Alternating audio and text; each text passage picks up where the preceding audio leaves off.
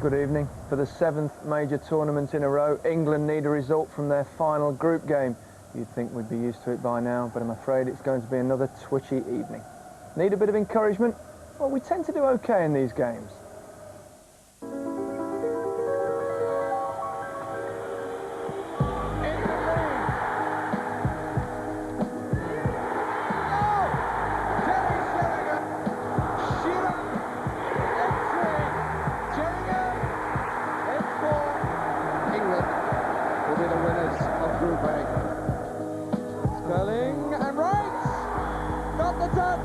England are through to the knockout phase.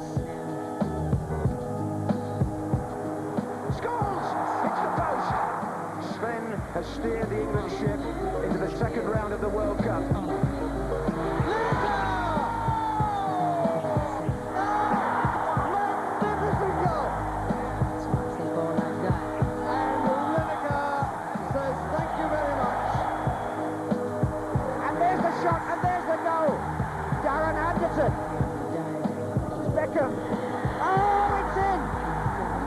England have progressed to the second round in convincing fashion.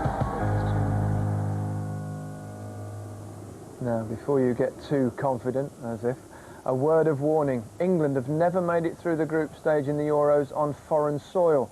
Nothing but painful memories. Brolin. Brilliant! Brilliant goal! What an unhappy end to Gary Lineker's England career. Sweden have the victory. England are out of the European Championship. The goalkeeper comes to get the punch, but only from Indiano, who scored. Moldovan. Oh, he's given the penalty.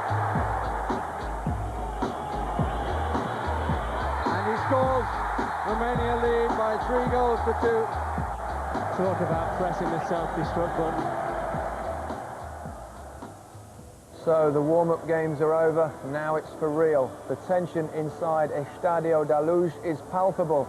And as you would expect, England supporters hugely outnumber the fans of tonight's opponents, Croatia.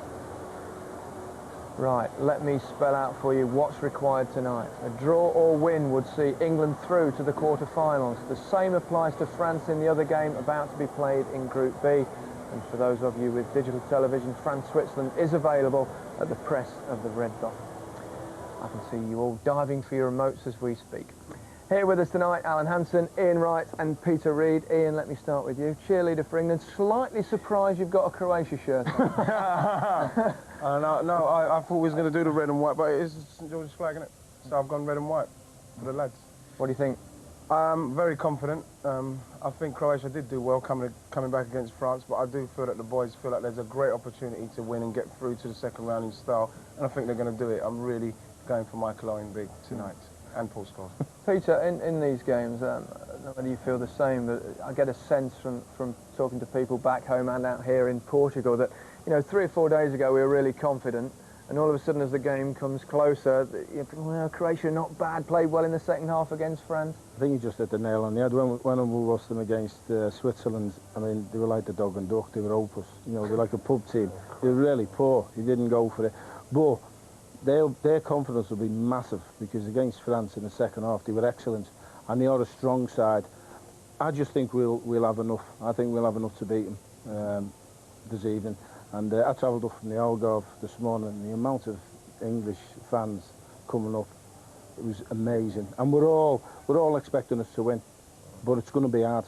Well, I think that the Croatians are big, strong and average myself in the 2 months. Big, strong and average. Exactly. Big and strong and physical side, but average. I think that England have got multi-talented players. I think what you've got to have is big hearts and strong minds out there. Be positive. Learned a lesson from the Spanish last night that they need a draw as well, and they've got it. I think they've got to go and play big games from Beckham and on, who have been indifferent. I think the most important player on the pitch for England is the goalkeeper, who is a major doubt. You know, the 2 goals against the French, bad mistakes, and against the Swiss, you can never say he was inspirational and dominant. And I think that as far as judgment goes tonight, it's got to be spot on. Otto Baric, the Croatian coach, has targeted Wayne Rooney. He said the way to stop him is with red or yellow cards. I don't know whether that's for his players or Wayne Rooney, but I think everywhere you go, people are talking about. I think he's got a lot. I mean, when you talk about a kid at 18, not only the goal scoring, but the talent and ability, but where to go, when to go. I mean, he can drive forward from the middle of the park. He's got the skill to do this sort of thing. No respect for reputations there. And Done Zidane and... he won't worry what No. Barrack says about him, so he'll just get on with his football. But he's got that, and then he's got this. You know, he's got the skill and ability, and then he's, as I say, he's driving from the middle of the park. I mean, look at And Zidane that's there, brilliant trying to play. get- Brilliant play. Then, Ian, of course, you've got the goals.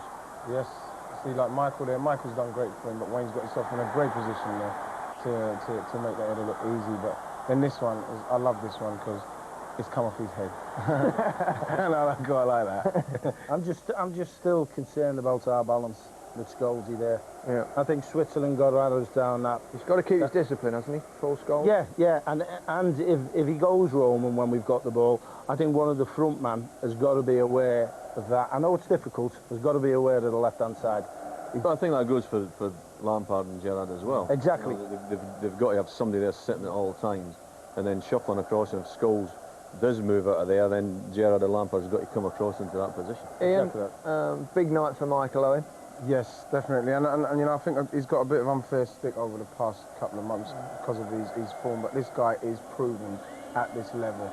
And I think that even that little last clip there, what we saw of him setting up the goal for Wayne, that proves that when he gets in the right position, he is still composed and he still will do the right thing. And I just feel it's just something's just going to happen. He's going to get something maybe bounce off the knee and go in there, and he will do something because this guy is our proven world-class. Would you prefer, do you think, to play with a big striker? That's a euphemism, I suppose, for Emil Heskey, but in an ideal world? In an ideal world, I suppose maybe he would, but it's the Wayne Rooney show at the moment, man, and he's got to fit in with Wayne because, like, I think there's too many balls getting played up in the air to him.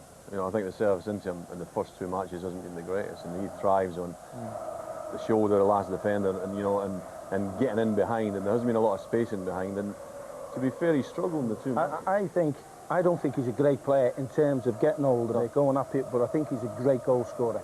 He is a great goal scorer. If they put the ball in and around there, we've got to get we've got to get balls slid down the side, use his pace. Sven is going for the same team, and at the back, you picked out Sol Campbell as player of the tournament. I never know. Up to that stage, I said to you that Head of the two matches that he's played in, two matches that he's played in, when you talk about being like a rock at the heart of his defence. Best defender of the tournament. Well, so far, but you know, right in the centre of the goals there, central defender, knocking away, heading ability, absolutely fantastic. And then he comes across here, you know, good interception there.